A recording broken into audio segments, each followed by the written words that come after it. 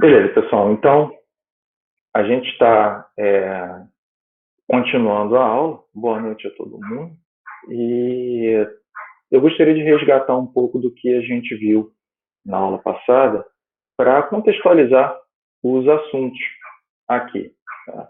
Então, nessa condição, na aula passada, a gente verificou que a gente tinha um problema na equação de conservação de propriedade, seja em base mássica ou seja em base molar. Nas duas condições, você tem como a tua variável principal a concentração máxima molar, mas surge um cara ali, extra, que é uma variávelzinha de fluxo difusivo, que até aquele momento a gente não sabia como resolver, a gente não sabia o que fazer com ela.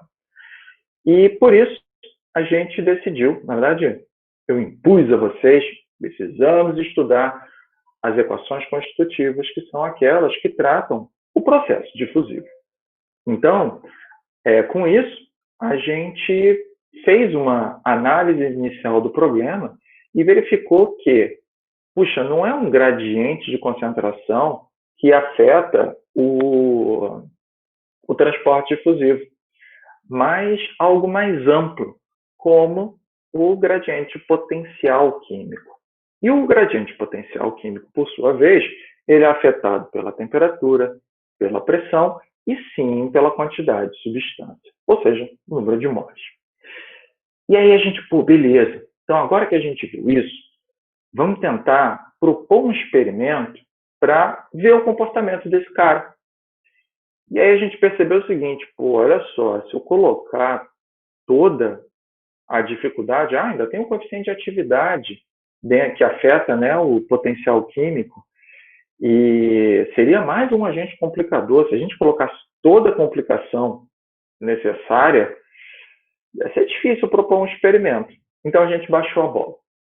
E a gente baixou a bola até o ponto em que a gente considerou a temperatura constante, pressão constante, solução ideal, então o coeficiente de atividade é igual a 1, e aí a gente propôs um experimento que efetivamente pudesse ser realizado, e na avaliação de experimento, a gente obteve uma expressão que está aqui para o fluxo difusivo em uma determinada direção.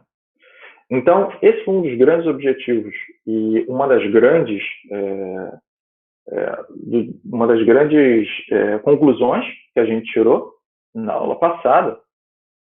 E dessa maneira, a gente tem uma expressão que coloca a formulação do JA, do fluxo difusivo, em função da concentração. E aí, se eu substituo esse cara daqui, como a gente vai fazer mais à frente, lá na equação de conservação, aí a gente vai ter uma equação diferencial parcial para resolver para a concentração. Então, esse foi uma das coisas legais que a gente conseguiu. A gente verificou também que, pela teoria, eu posso generalizar a formulação dessa maneira, e no final a gente viu que conseguimos generalizar mais ainda para o caso tridimensional dessa forma. Tá? Que é simplesmente pegando e fazendo o gradiente geral, né, vetorial, para as três direções.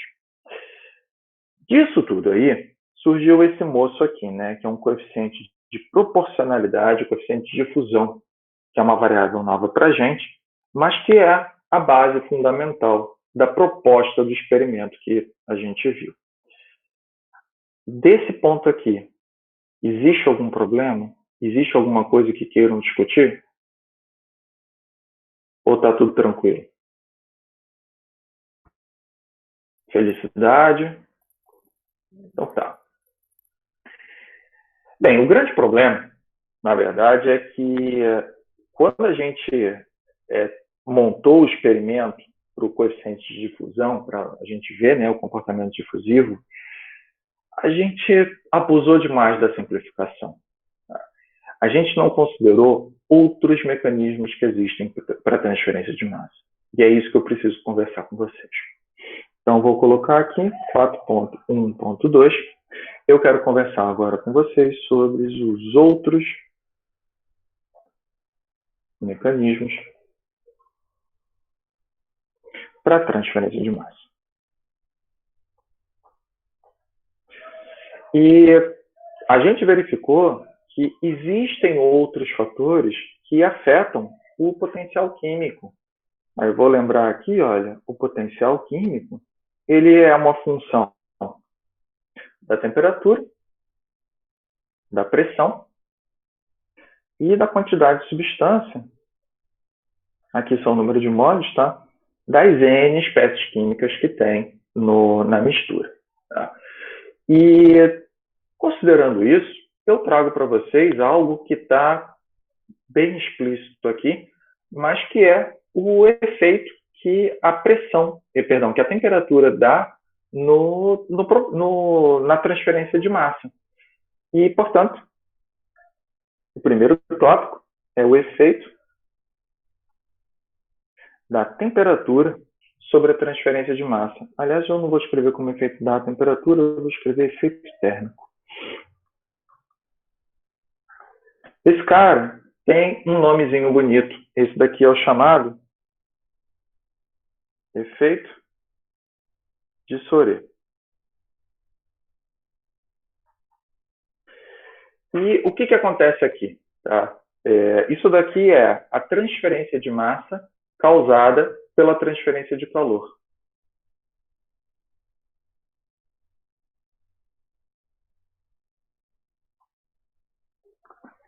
Bem, o que isso daí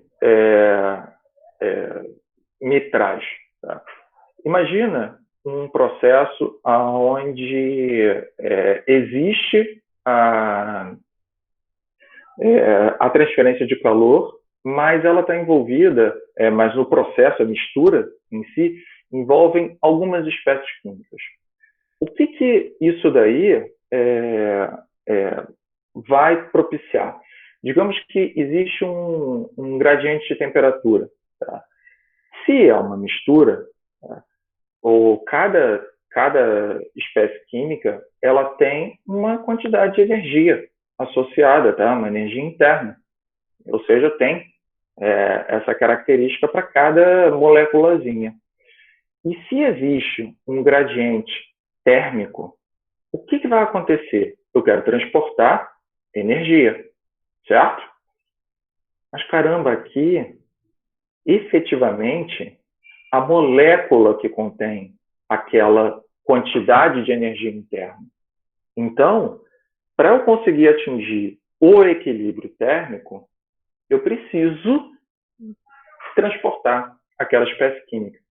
Então, por causa do não equilíbrio térmico e as moléculas terem uma determinada quantidade de energia intrínseca dentro dela, acaba que ela é transportada para conseguir chegar ao equilíbrio térmico. Por isso que esse daqui é a transferência de massa causada pela transferência de calor. Ficou claro como isso daqui funciona? Sim, não, talvez. Sim? Tá bom. Beleza. Esse efeito aqui, em comparação, por exemplo, com o de pressão e os outros que eu vou falar, ele é pequeno, tá? A menos quando você tem processos com temperatura bem alta, e efetivamente ele vai fazer diferença, que vale bastante a pena utilizar. Mas note que esse efeito ele pode também ser contrário, tá? Pode ter um outro processo aqui. Vou te dar um exemplo. Vou escrever aqui embaixo o outro lado da moeda. Eu vou escrever agora o efeito de Dufour, que é o contrário. É a transferência de calor quando tem transferência de massa. O que significa isso? Agora vamos pensar um local onde no início está em equilíbrio térmico, tá bom? Mas pode acontecer de uma determinada espécie química ela ter, digamos assim, uma capacidade calorífica maior, tá? Ela ter uma capacidade de armazenar mais energia do que outra espécie química que esteja na mistura. E nessa condição, devido a uma diferença de potencial químico, de concentração, que seja, vai ter transporte de massa. E talvez seja justamente dessa espécie química que consegue carregar mais energia consigo. O que vai acontecer? No momento em que houver o transporte de espécie química, como essa espécie ela carrega mais energia interna, tá? A transferência de calor efetivamente vai, o gradiente de temperatura efetivamente vai acabar acontecendo também. Então, note que aqui a gente está num buraco perigoso, tá? Porque esses dois efeitos aqui, eles se completam. E o efeito de Soret e o efeito de Dufour são transferência de calor e massa combinada. Ok, aplicações dessas técnicas aqui. Vou dar um exemplo vindo lá na Segunda Guerra Mundial. Na Segunda Guerra Mundial, a separação do urânio, tá?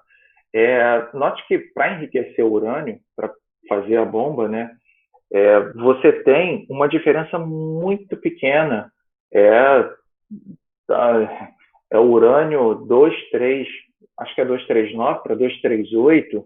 Então, nossa, é muito pequenininha a diferença para você conseguir fazer essa separação.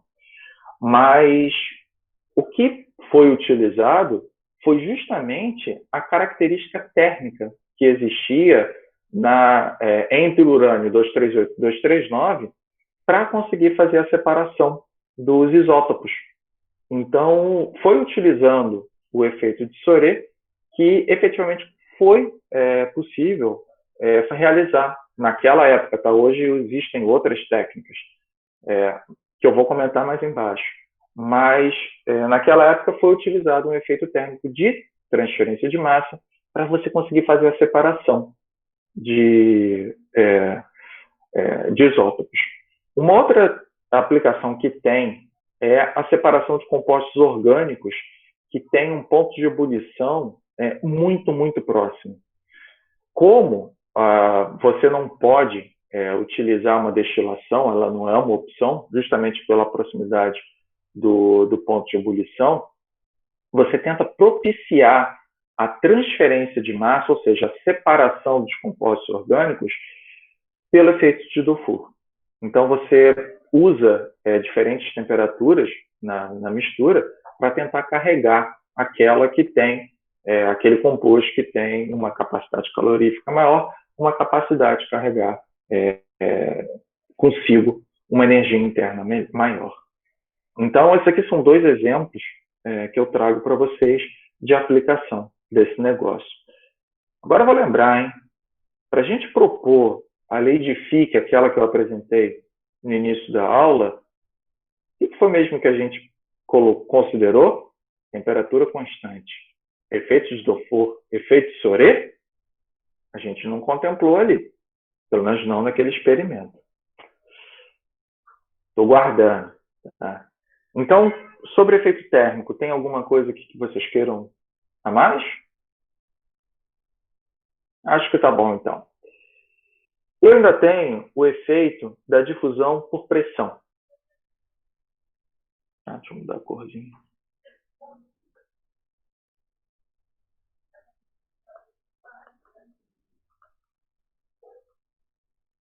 Então, tem o efeito de difusão por pressão. Bem, o que acontece isso daqui? Na verdade, se você faz uma força em um determinado local da tua mistura em si, né, você propicia o transporte de massa, tá? Global que seja. Mas isso daí você pode aplicar a pressão de uma maneira diferente. Vou dar um exemplo. O que é pressão em si? Tá? Pressão é força sobre a superfície.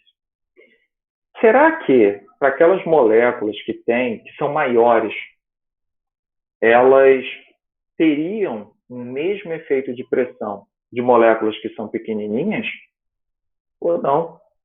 Aquelas que são moléculas grandes, elas têm uma área superficial de atuação, por onde a pressão pode atuar, muito maior. Então, o efeito é maior. E, portanto, se existe esse tipo de influência, acaba que as moléculas maiores têm um transporte de difusão diferenciado das moléculas menores. Vou dar um exemplo aqui, que foi assim uma revolução, que foi o desenvolvimento das ultracentrífugas, aonde você utiliza, né, a aceleração centrípeta para causar uma pressão nas moléculas, nas espécies químicas, na tua amostra. E um exemplo muitíssimo aplicado é a separação de enzimas e proteínas, aonde você faz uso das diferentes conformações moleculares para que a pressão consiga transportar de uma maneira diferenciada determinados tipos de espécie química. Desse ponto aqui, eu pergunto se tem alguma dúvida. Todo mundo conseguiu visualizar de modo geral, tá? O efeito que a pressão pode ter, então, sobre a difusão de espécie química? Sim, não, talvez. Tá, beleza. Tá, por enquanto, também, tá? Agora, vamos lá. Isso é uma coisa que não está explícita aqui nessa expressão, tá? Eu estou falando apenas o efeito de pressão. Mas, espera aí, gente. Vamos parar para pensar. O que é pressão? Força sobre superfície, sobre área. Tá? Espera aí. É uma força. E aí foi uma sacada que o pessoal teve. Pô, espera aí. Se pressão é uma força, no caso aqui é uma força de superfície, por que eu não uso as outras forças? E olha só, essas sacadas, elas não estão diretamente aqui, olha. Elas vêm de experiência, tá? O cara para pensar. E, de fato, por que não usar as forças volumétricas? E foi isso que foi feito. E olha, isso não está contemplado até agora. Então, eu vou considerar os efeitos de forças volumétricas. Para quem assistiu a revisão no fenômeno de transporte, sabe muito bem do que eu estou falando. Quais são, por exemplo, forças volumétricas? Exemplos de força volumétrica.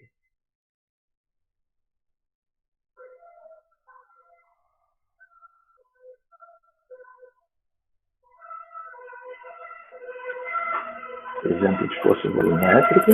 Gravidade. Beleza. E esse daí é a primeira aplicação que a gente tem, que é justamente a separação por gravidade. Note que isso daí funciona mesmo para uma mistura que seja inicialmente homogênea. São os chamados sedimentadores de espécies químicas.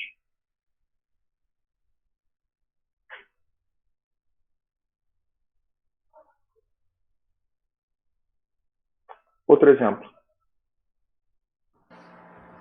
Eletromagnética? Força centrífuga. A força centrífuga seria uma, mas eu tenho aqui a separação eletrostática, que é bem aquela que está aplicada no exemplo de forças externas, forças volumétricas do fenômeno de transporte, né?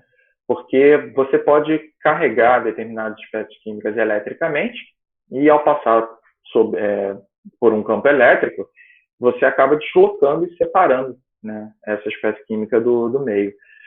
Você ainda tem os separadores magnéticos, que está dentro aqui do eletrostático, que efetivamente você aplica um campo magnético em, por exemplo, misturas sólidas de minérios. E com isso você consegue separar o minério que é afetado pelo campo magnético, pelo menos para até determinada força do campo magnético. A força centrífuga, na verdade, força centrífuga ela é causada pela aceleração centrípeta. E, assim, é uma falcatrua que a gente fala, tá? Eu uso bastante, tá? Mas eu uso muita falcatrua por aí. Então, força centrífuga, na real, ela não existe, tá? A gente chama de força causada pela aceleração centrípeta, ou então, um nome bonito que eu boto lá de FT de AZ, que eu já não lembro mais, está escrito lá. Mas no fundo, quando a gente faz essa aceleração centrípeta, acaba que ela está contemplada nas ultracentrífugas. Tá? Então, no fundo, ela vai causar uma força de pressão nessa situação em específico. Então, ela está atrelada ao primeiro termo.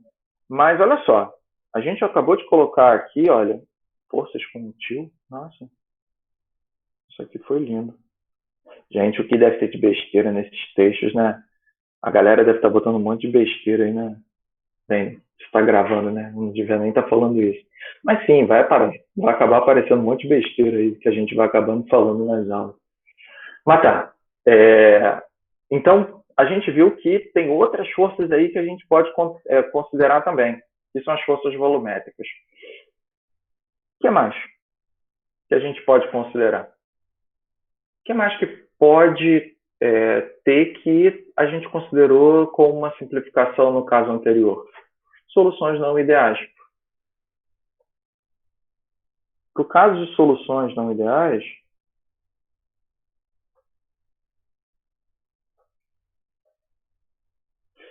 o fator, o fator de atividade, né, o coeficiente de atividade, ele começa a ter um efeito. Então, nessa condição aqui, a gente tem algumas possibilidades. Se a solução ela é bastante diluída, o coeficiente de atividade ele tende a 1, e aí com isso, provavelmente, a expressão que a gente deduziu anteriormente vai funcionar legal, tá? Vai ser legal, vai ser show. Mas para soluções concentradas,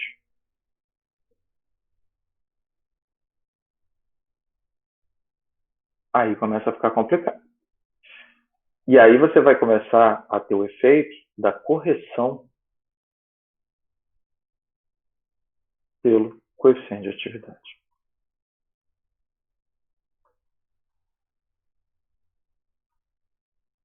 Outra possibilidade que sim afeta o coeficiente de atividade são as soluções de eletrólitos.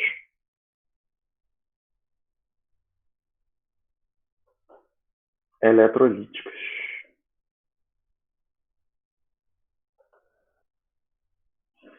Aqui, a presença dos eletrólitos em si, ou seja, dos íons, tem toda uma forma, né, de atuação que é afetada pelo campo elétrico.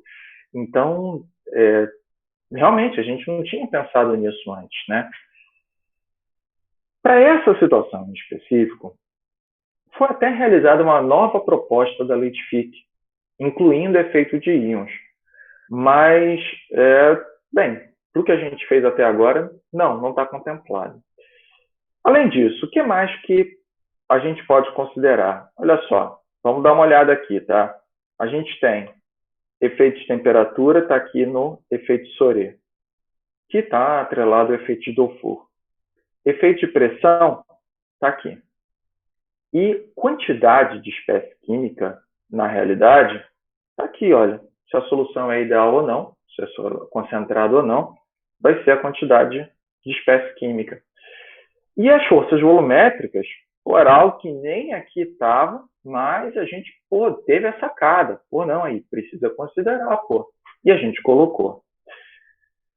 Só que tem os casos específicos. E esses casos, eles não aparecem em lugar nenhum. Eles vêm de sacadas, que são o que eu vou chamar de casos particulares. Casos particulares como você insere um meio externo dentro da tua mistura.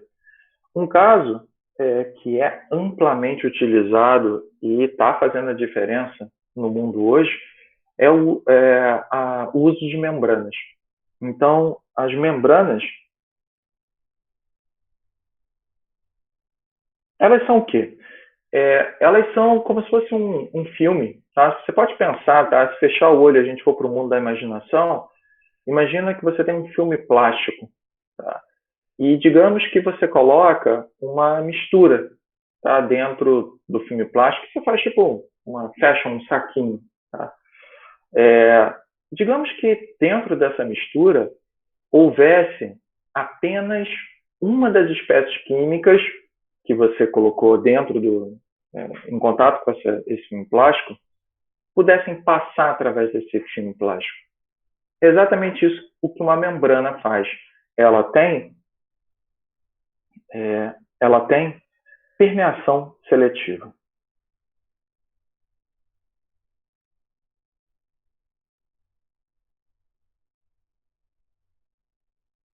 Pô, mas o que faz com que uma membrana ela tenha uma permeação seletiva? Ela deixa passar apenas uma das espécies químicas.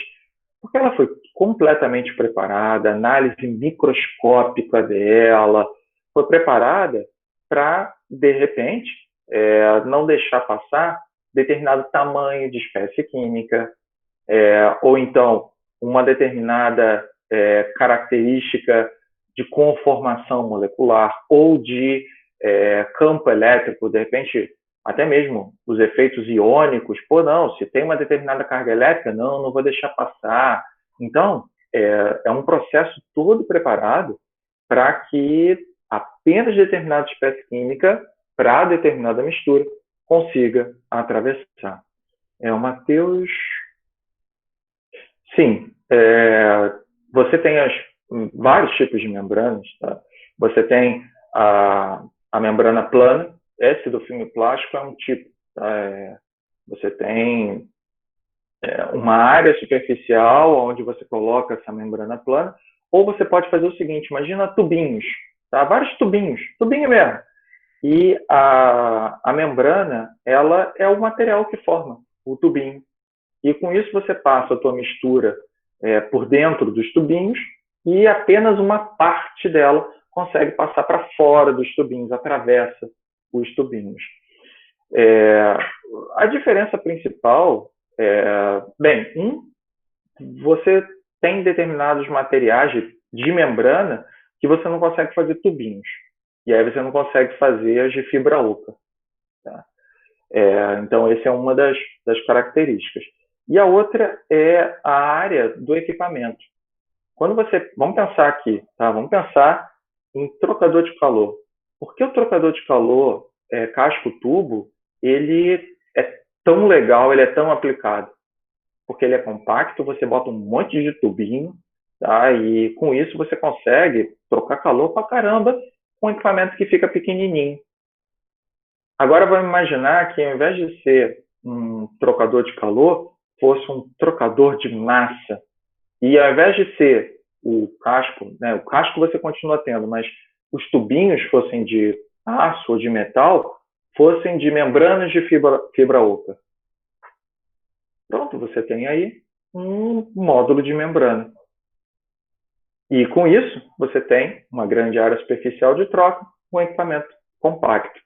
Já não daria para fazer isso com uma membrana de formato plano, tá? Que são os trocadores. Aí é um paralelo, né, com os trocadores de calor de placas.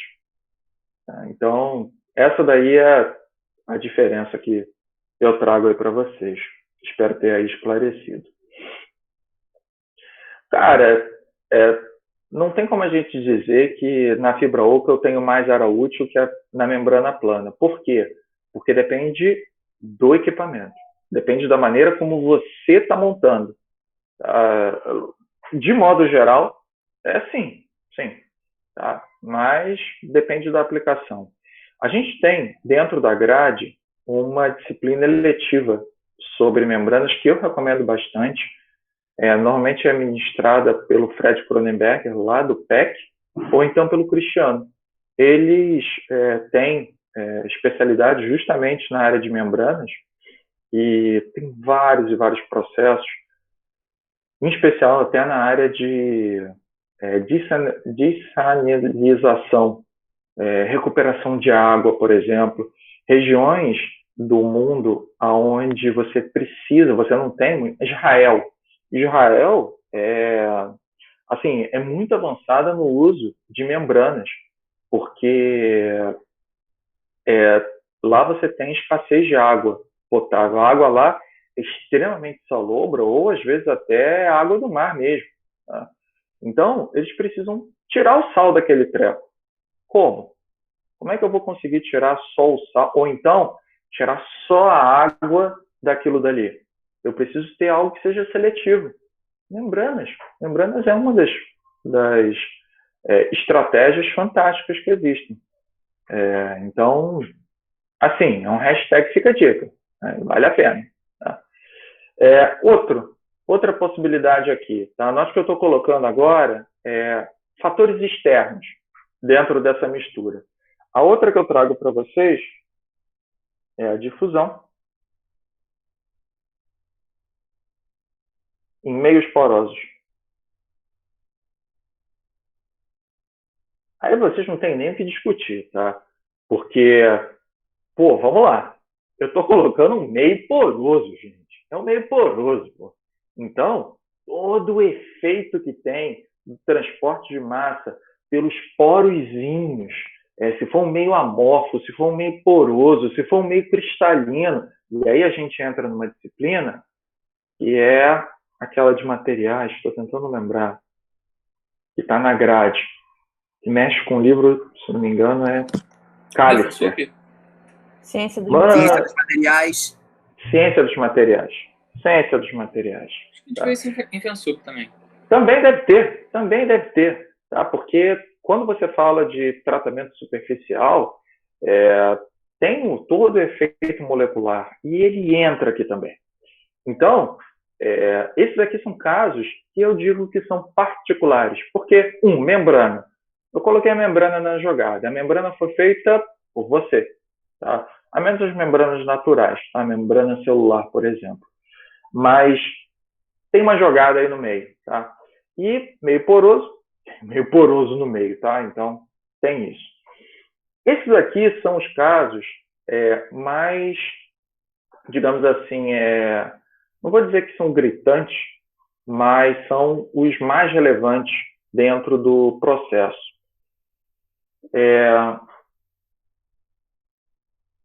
Deixa eu ver aqui, porque o meu computador ele conseguiu congelar. Eu não sei nem se vocês estão me ouvindo.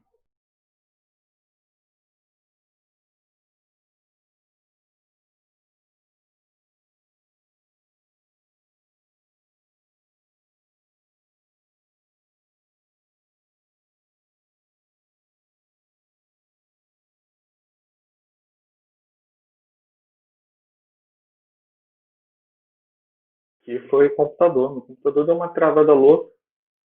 Bem, mas agora eu já sei um plano B aqui para, se acontecer, eu dou um outro jeito. Tá bom. Vamos voltar então ao assunto, que eu acabei já de me perder, mas a gente está falando sobre a não idealidade, certo? Os outros efeitos de transferência de massa.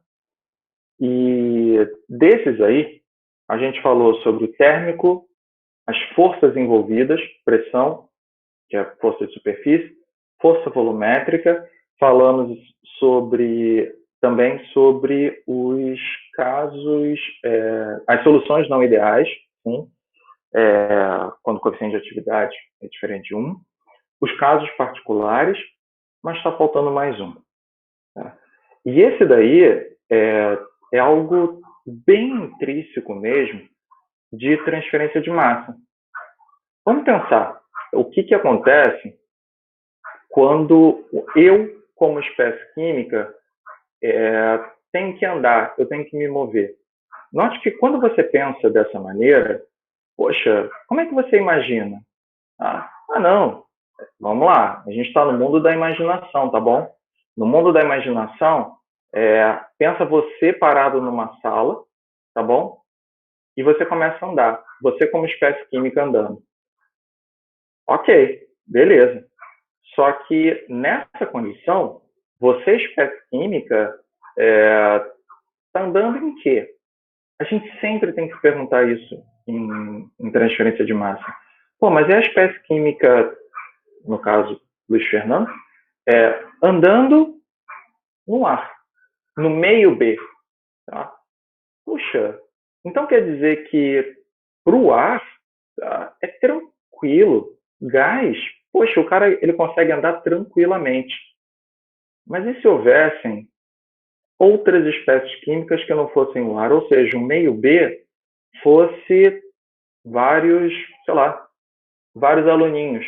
Tá? Pode fechar o olho aí, vai para o mundo da imaginação. Vários aluninhos. Como é que eu agora vou acabar andando? Eu vou esbarrar em todo mundo que está ali. Está cheio de aluninho.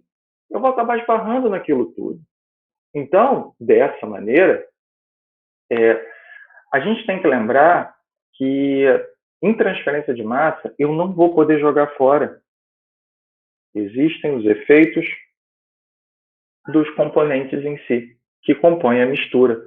Ou seja, os efeitos multicomponentes. Isso daqui está associado à interação entre as espécies químicas.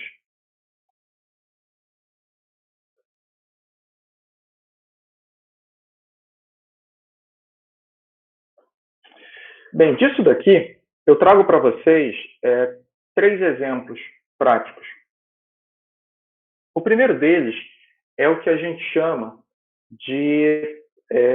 na verdade, vamos botar um exemplo, tá? Para a gente situar. E eu gosto muito de pensar, não sei porquê, mas eu sempre penso nisso, tá? Então vai ser o exemplo que eu vou colocar aqui. O metrô. Vamos pensar o que acontece.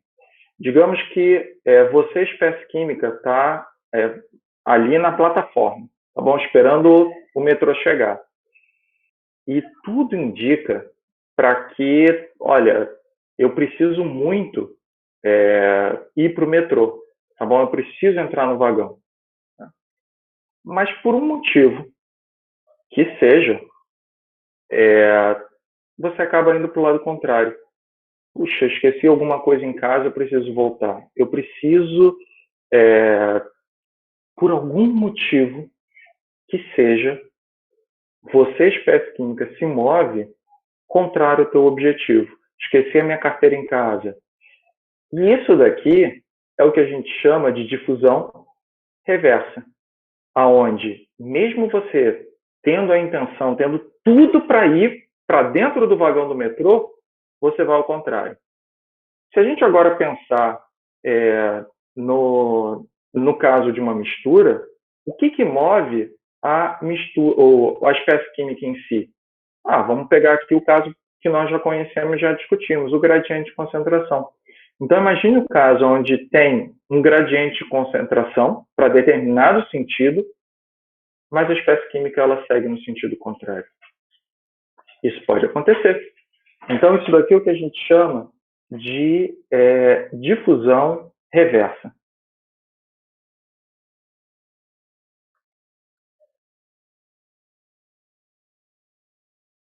Vocês conseguem pensar em uma situação que acontece isso? Por que acontece isso? Não venha me dizer que você esqueceu todo o seu dinheiro na carteira e precisa ir. Agora eu quero pensar no caso de espécies químicas.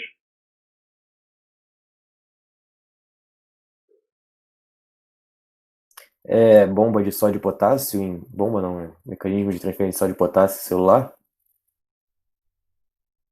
Eu quero que você traduza isso em espécies químicas, movimento de espécies químicas. Ah, eu lembro alguma coisa de biologia do ensino médio. Tinha algum mecanismo Vamos na lá, membrana celular vamos lá, vamos que lá, era vamos lá. contragradiente. Cara, só que aí a gente está botando a membrana na jogada, né? Eu quero pensar de uma outra maneira. Vamos fazer o seguinte, tá? Vamos pegar o caso onde a espécie química, ela efetivamente, ela quer, tá? Ela tem o gradiente de concentração todo aplicado para cá. E ela está aqui, tá bom? Então, o gradiente de concentração dela, digamos que tem muita espécie química aqui, tá? Então tem muita concentração, e do lado de cá tem uma só. Então, o gradiente é favorável para atender ao equilíbrio. E aqui que vem o processo de interação entre espécies químicas. Agora pensa na seguinte situação. No meio do caminho, tem a espécie química B, e a espécie química B, por um motivo que seja, ela tem sim também um gradiente de concentração, mas está para cá. E aí o que vai acontecer? Mesmo que, e digamos que tenha muita espécie química B, que sejam moléculas grandes, então mesmo que esse cara daqui ele tente vir para cá, a intensidade da difusão da espécie química é tão grande, que ela arrasta, que ela acaba levando junto. Ih, caceta, usei o errado. Que ela acaba levando junto esse pessoal coitado. Professor, esse mecanismo não se assemelha mais à convecção do que difusão? Porque essa Não, a gente molécula está só sendo faz. arrastada, né? Por um Mas fluxo. me diz aí qual é o escoamento que tem aqui. Qual é a É. velocidade de escoamento que tem aqui? É verdade. É mecanismo molecular. É mecanismo molecular. Beleza. A gente está falando das moléculas. Beleza? Ok. Show, valeu. Agora, essa é uma das situações, a difusão reversa. Tem também o que a gente chama de difusão osmótica.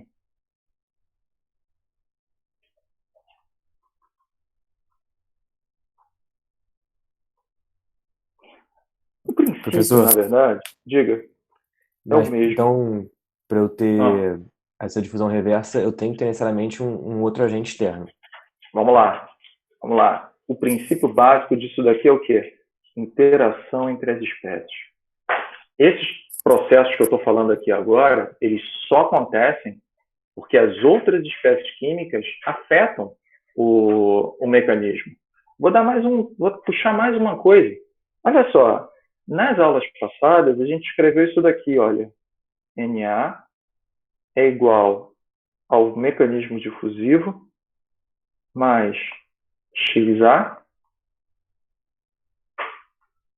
somatório de Na. Ou seja, mesmo que eu monte uma expressão completa para calcular só fluxo difusivo, esse fluxo difusivo aqui ele vai ser afetado pelo quê? Pelo movimento de todas as outras espécies. Não tem jeito. Não tem como fugir disso. Então, as outras espécies elas afetam. Note que a gente está entrando numa seara que, quando a gente fala de condução térmica, cara, é simples. Condução térmica. Vai de um canto a outro. Pô, não tem condução reversa. Não existe isso. Mas aqui tem a movimentação molecular, né? Então, sim, os agentes externos são as espécies químicas.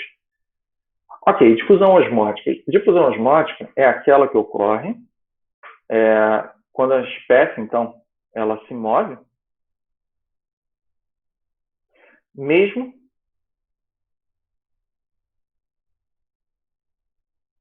com um gradiente de concentração nulo.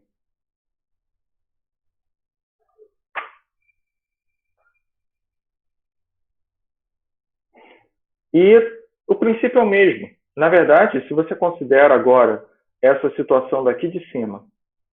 Só que, digamos que você tem uma uniformidade na distribuição de concentração de espécie química A. Então, vou desenhar aqui de novo. Tem 3 moléculas de um lado e 3 moléculas do outro. Então, ela está homogênea. Tá? O gradiente de concentração dela não existe. Mas a espécie química B está se movendo. E, com isso, ela vai acabar arrastando a espécie química A, mesmo com gradiente nulo. Tá? Então, isso daqui é o que a gente chama de difusão osmótica. Note que esses conceitos eles são extremamente úteis, porque eu quero fazer separação e eu quero ter a mobilidade, e algumas vezes não é favorável para a espécie química a mobilidade. Mas e se eu boto a espécie química B no meio? E ela sim tem uma mobilidade alta. De repente ela consegue arrastar a espécie química A junto, e com isso eu consigo fazer a separação. Então, é um princípio legal. Em relação à difusão osmótica, dúvidas? Tranquilo? Pois bem, e o último tópico que eu tenho aqui é a barreira à difusão, que faz o seguinte: a espécie ela não se move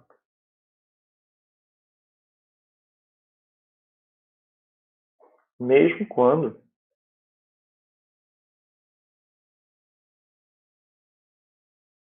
o gradiente de concentração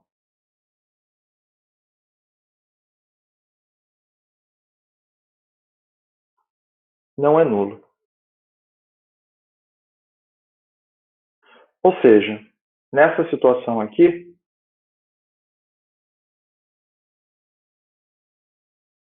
você tem espécie química com muita concentração de um lado, tem sim um gradiente de concentração para cá, e, portanto, é para ter o transporte, e aí a espécie química começa a andar. Mas aí aparecem essas espécies químicas B aqui, no meio do caminho, paradinhas, e elas não deixam a espécie química A andar. E por isso, você cria uma barreira à difusão. A viscosidade do meio poderia fazer isso também? Alta viscosidade? Aí a gente está entrando em outra seara. Tá? A viscosidade, quando a gente fala de viscosidade, a gente está falando do atrito, tá? Que eventualmente sim afeta. Tá? Quando a gente falar sobre coeficientes de difusão, especialmente em líquidos, você vai ver que a viscosidade ela acaba entrando nos cálculos. Beleza. Tá? Beleza. Ok. E... Professor, diga. você pode dar um exemplo dessa barreira? Um exemplo... Um exemplo real. Real? Pô, tu sabe que eu estou tentando lembrar aqui de aplicação. Olha, eu sei aonde você consegue aplicar. Os nomes das espécies eu não vou lembrar. Mas esse daqui é o caso onde, efetivamente, digamos que você tenha vários componentes, tá? E um componente, vamos botar mais um cara aqui, tá? Então, vamos botar aqui a espécie química C, tá? Olha só como isso daqui pode ser intrincado. Essa aqui é a espécie química C. E o que pode acontecer? E olha só o efeito multicomponente. Pode acontecer de que a espécie química C ela tenha uma característica de conseguir arrastar a espécie química A. Tá?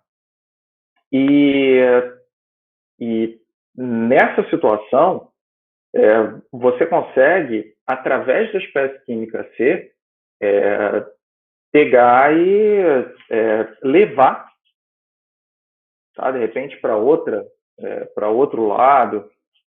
Não, esse exemplo não ficou bom, não. Tá? Tu me pegou agora. Deixa eu pensar em outro exemplo. Não, não, precisa não. ser real. Por Não, que não o era B? isso, não. Não, não, não, não. Não era isso, não. Era o contrário. Era assim, olha. Digamos que a barreira ela seja feita pela espécie química C, tá bom? Ou seja, digamos que você tem uma situação onde eu quero separar a espécie química B da A, mas eu não tenho como, perdão, a espécie química A da C, mas eu não consigo fazer isso porque eu tenho ela como uma, uma barreira. Tá? Então, a C ela vai conseguir, ela vai ter a barreira da espécie química A, tá bom? Então, eu não vou conseguir fazer o transporte da A daqui para cá, tá? Aí eu vou fazer o seguinte, eu vou pegar e vou colocar mais uma espécie química no jogo, tá? Então, lá na mistura, eu vou botar agora a espécie química B. E na espécie química B, ela, por exemplo, ela pode conseguir, através da interação, ela pode ser seletiva ao ponto de que C consiga permear por ela, mas A não consiga. Então, o que você consegue fazer, né? Você consegue montar uma estrutura aonde é complicado falar isso, mas o seu filtro, né? Eu estou falando de filtro mesmo, filtragem. É como se você colocasse mesmo, né, um filtro de papel. Mas você tem a espécie química B aqui atuando como seu filtro, né? Então a espécie química ela vai conseguir atravessar B, mas a C consegue atravessar, mas a não vai conseguir. Então esse tipo de mecanismo, na verdade, esses três que estão aqui, eles são bem mais complicados. Tá? E eles são aplicados normalmente quando você tem misturas de difícil separação. Então, vou dar um exemplo aqui. Quando a gente fala, não, olha, osmose, cara, a osmose, no fundo, ela é difícil de separar. Se você não tivesse uma membrana seletiva no meio do caminho, o que a membrana ela faz? Ela barra a difusão de determinadas espécies químicas em relação a outra. Na verdade, é o exemplo que eu acabei de montar. A membrana, ela cria uma barreira de difusão. Determinada espécie química consegue passar e a outra não. Tá, então era isso. Tá, o exemplo principal era esse. A membrana é uma barreira de difusão. Aí, com isso, você consegue fazer o processo de separação. Tá? Então, veio aí o exemplo prático. Foi complicado, tá? Mas eu acho que espero que tenha esclarecido um pouquinho. Tá bom? Obrigada, professor. Entendi. Nada. Tá, suei frio aqui, tá? Mas faz mais perguntas dessa, tá? Porque suar frio nesse calor é bom. Eu não sei porque que eu não lembrei disso antes, mas beleza.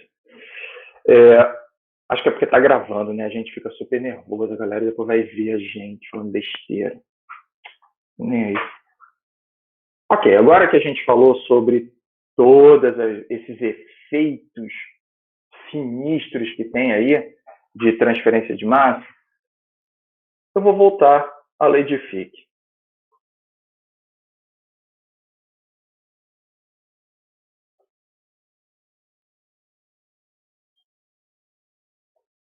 Aí eu vou pegar aqui, olha, e vou mostrar para vocês. Olha o que a gente obteve, hein? O fluxo de massa menos ρ dAB. E aí eu faço a seguinte pergunta para vocês. A gente falou sobre temperatura, pressão, força volumétrica, não idealidade, falamos sobre membrana, falamos sobre meio poroso, falamos sobre efeitos multicomponentes. E a pergunta é: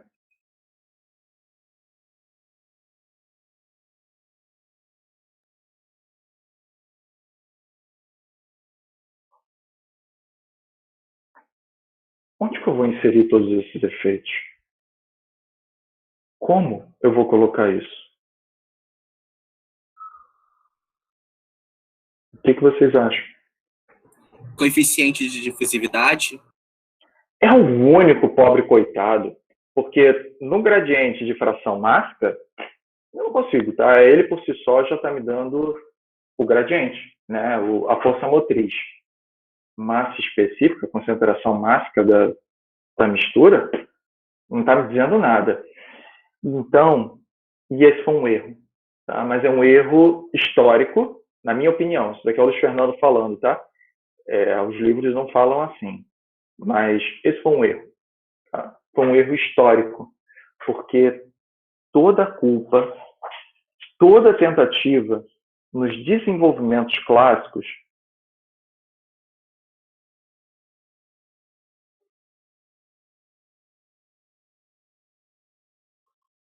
tentaram colocar todos esses efeitos com novas expressões, correlações empíricas para o coeficiente de difusão, tentando incorporar esses efeitos.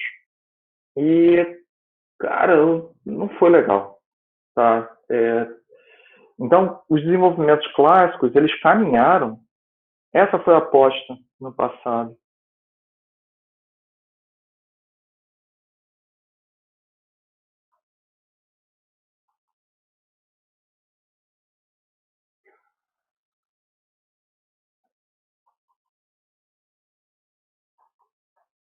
Note que aqui eu estou falando, existem algumas expressões teóricas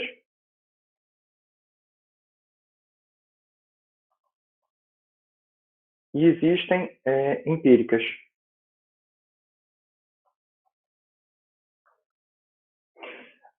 Mas de tudo isso daí, eu vou mostrar para vocês o que acabou acontecendo. Note que é muita culpa para um cara só. Tá? O conceito está errado.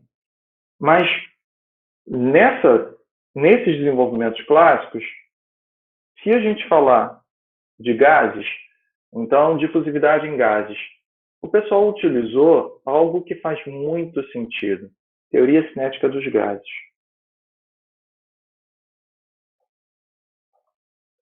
E eu vou dizer para você,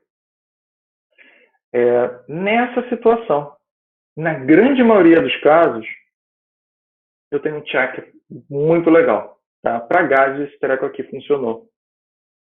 Então, as correlações são confiáveis usando a lei de Fick, o coeficiente de difusão. Quando a gente vai para líquidos, tem líquidos, a gente tem que pensar, então, em soluções.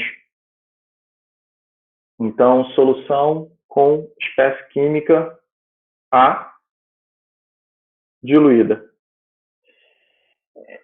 A. Funciona. Tá? Porque aí eu consigo colocar o coeficiente de atividade igual a 1. As correlações têm um certo sucesso. A concentrado, ou seja, soluções não ideais.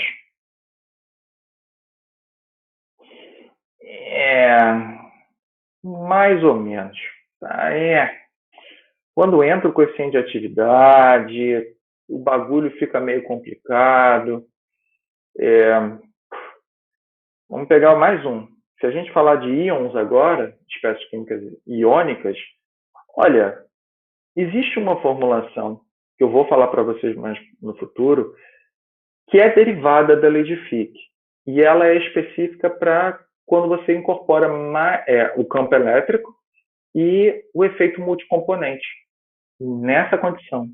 Ou seja, não é a lei de Fick que eu mostrei para vocês até agora. Nessa condição, eu tenho um check. Então, incorporando efeitos em problemas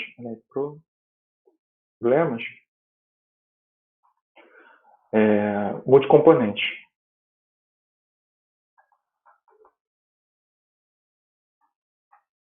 Aí o bagulho funciona. Mas mesmo assim, eu tenho minhas dúvidas. Agora só sobrou sólidos. E para sólidos, Existe aí umas teorias legais para sólidos porosos, tá? E para esse cara eu vou dar um check. Beleza. Funciona. Se for cristalino, nhé. Amorfo, nhé. Então esses caras aqui eu vou botar, funciona mais ou menos. Não funciona tão bem, não. E agora, note que isso daqui, até o momento, eu acho que eu não devo ter falado isso, mas esses efeitos que estão aqui, todos esses que estão aqui, é a avaliação apenas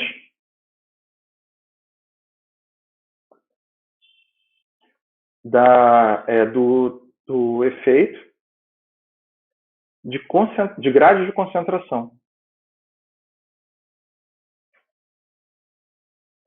E a inclusão dos outros efeitos de transferência de massa? Esse que a gente falou a aula toda.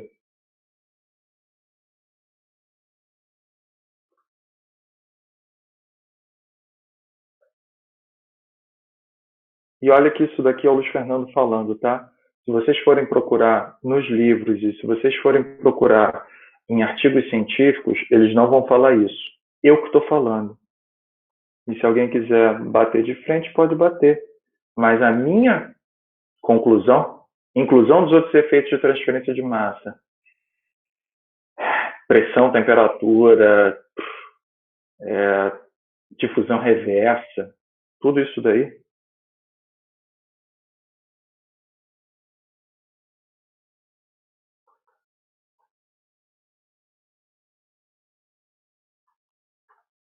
não consegue. Não tem jeito. As expressões, elas são bem ruinzinhas, tá? Não funcionam direito. Quero mostrar aqui uma situação. Olha só. Nessa expressão do fluxo difusivo, você querer colocar todo o efeito de gradiente de concentração tá aqui, e como é que você vai conseguir mensurar efeito de concentração em difusão reversa? Pô, o efeito do gradiente ele já está mensurado aqui. O que o pessoal fez? Foi tentar colocar o efeito da difusão reversa num coeficiente de difusão. E isso daí levou a coeficientes de difusão que te dão um sentido contrário do próprio gradiente de concentração, no caso aqui de fração mássica. Ou seja, esse cara daqui, para o sentido dar certo, teve que ser negativo. Propriedade física negativa começou errado, gente. Começou errado. Então, para incluir os efeitos, outros efeitos de transferência de massa na formulação baseada na lei de Fick, minha conclusão é que, olha, tentar botar a culpa toda de toda essa não idealidade, tudo isso, então vou colocar aqui o problema. O problema todo é a tentativa, o foco no ajuste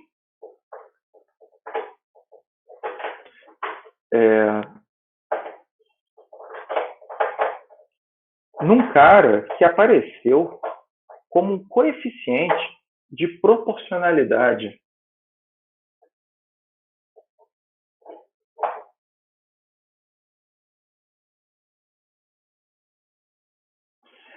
Vamos lá, o coeficiente de difusão ele só apareceu porque eu precisava, lembrando, eu não conseguia, através do meu experimento, ter uma equação de igualdade. E aí apareceu um coeficiente de proporção. Mas todo o meu experimento foi focado em uma determinada força de motriz, que era o gradiente de concentração. E tentar, nesse coeficiente de proporcionalidade, todo deduzido, pensado para uma única força motriz, que era o gradiente de concentração, cara, não. Tentar ajustar o coeficiente de proporcionalidade, ao invés de pensar nas forças que afetam a transferência de massa, é que foi o erro.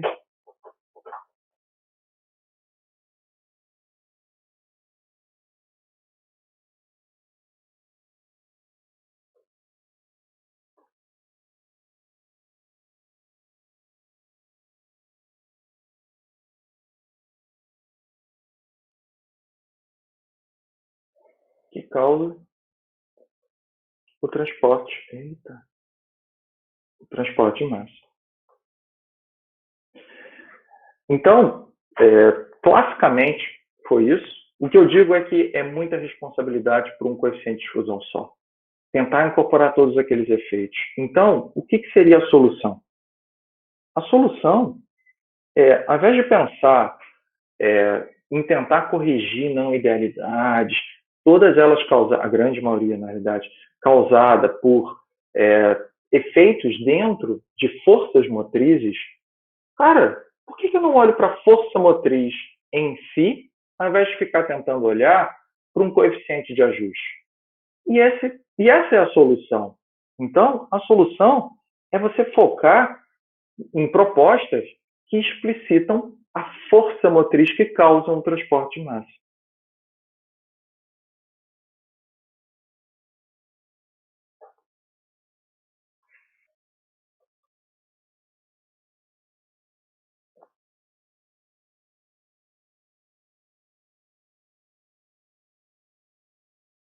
Mas diferente.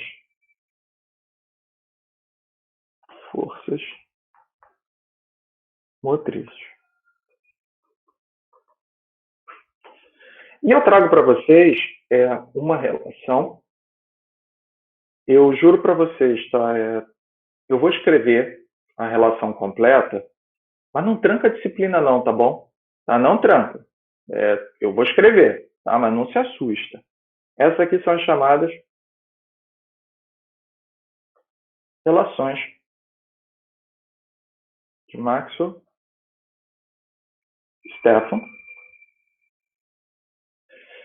Isso daqui foi feito lá para 1860, mó tempão atrás, 1872. Vou escrever ela então.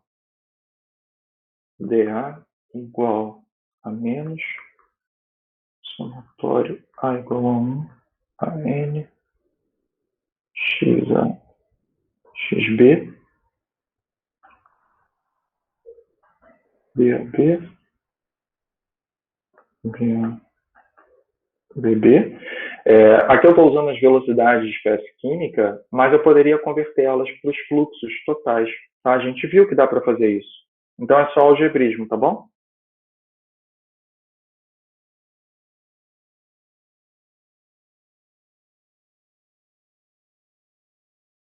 Acho que não vai dar aqui não. Deixa eu botar aqui para baixo.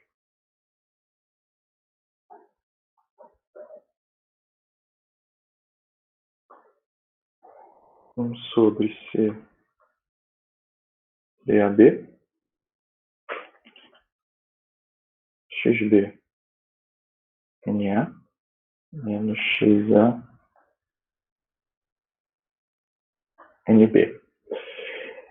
Aonde esse cara daqui, esse DA, ele incorpora todas as forças possíveis que são, que causam o transporte de massa. dA igual XA, gradiente. Tem uma explicação para tudo isso, tá? Eu só estou escrevendo. Mas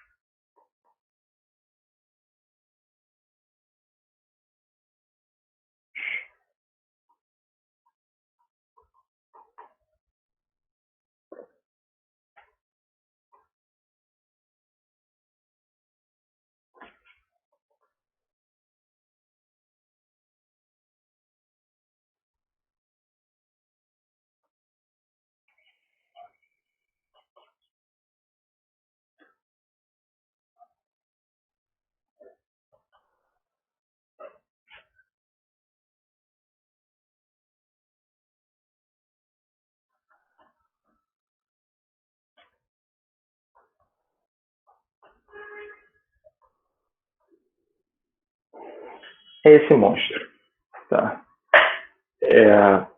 Não tranca a matéria, não tranca, calma, calma. Mas essa daqui é a relação que existe na literatura, mais completa. O que, que acontece? Na verdade, existem outras, tá? Mas essa daqui já tem bastante tempo, já está mais conceituada. O que, que acontece? Esse somatório aqui, o que, que ele está fazendo? Ele está avaliando o quanto a espécie química A ela é afetada pela espécie química B, por exemplo. Tá? Então, esse lado aqui, ele está vendo, olha, se a espécie química B se mover de tal maneira, ela pode talvez arrastar a espécie química A e, portanto, vai ter um sinal negativo aqui, tá? Porque vai estar contabilizado aqui. Então, os efeitos de barreira, de difusão osmótica, tudo isso daqui, os efeitos de arrasto de espécies químicas, você consegue contabilizar nessas interações entre elas. Tá? Então, esse é o primeiro ponto. E esse cara daqui, ele incorpora todas as forças possíveis. Eu não anotei todas, porque senão eu ia ficar aqui milênios, tá? Eu vou anotar na próxima aula. Mas eu tenho aqui o gradiente, tá, da atividade. Eu não estou usando diretamente a concentração. Por que tem um ln aqui, professor?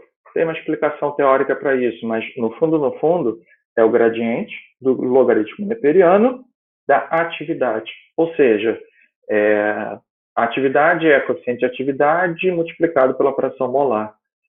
Eu tenho aqui também os efeitos de pressão. Tá? Olha o efeito de temperatura incluído aqui. Está aqui também. O que mais que eu tenho? Isso daqui são os efeitos de força de campo da própria espécie química A em relação a todos os efeitos de força de campo de todas as outras espécies químicas. Olha como a proposta mudou. Agora, ao invés de pensar, não, eu vou montar uma formulação onde ela tenha todo mundo ideal, tudo ideal, desconsiderando todas as forças, a menos gradiente de concentração. E aí vou propor. E aí você tem uma Leitfic. Aqui não. Aqui eu tenho todas as forças aplicadas aqui. Se você pensar em mais uma, você ainda pode incluir aqui. Uma que está faltando aqui por exemplo, a do campo elétrico. Deveria ter mais alguma coisa aqui e botar mais uma força de campo elétrico aqui. Todas as forças influenciando como a mistura interagem entre si, como as espécies químicas interagem entre si. E aí eu pergunto, depois de olhar essa expressão aqui, quem engoliu em seco? Eu sei que eu engoli. Eu engoli em seco. Mas calma. Professor, essa daí é a expressão mais completa que tem. É ela que a gente vai utilizar? Não, eu não vou utilizar ela. Ainda não. Por quê? Porque 90% dos projetos industriais ainda usam FIC. E eu preciso mostrar para vocês como isso funciona. Eu vou colocar a definição de todas essas variáveis aqui na aula que vem. Tá? Eu encerro por hoje. O nosso gongo está batendo. Desculpe pela falha técnica. E, bem, enfim, aconteceu. Vou pensar num plano B aqui para não ter mais essa situação. A gente ainda está no meio de um tópico, tá? Então eu ainda não vou colocar questionário nenhum, mas para frente a gente deve ter uma mesmo no meio do caminho, tá? Porque senão vai ficar um questionário muito grande e aí vai complicar a vida de vocês. Dúvidas?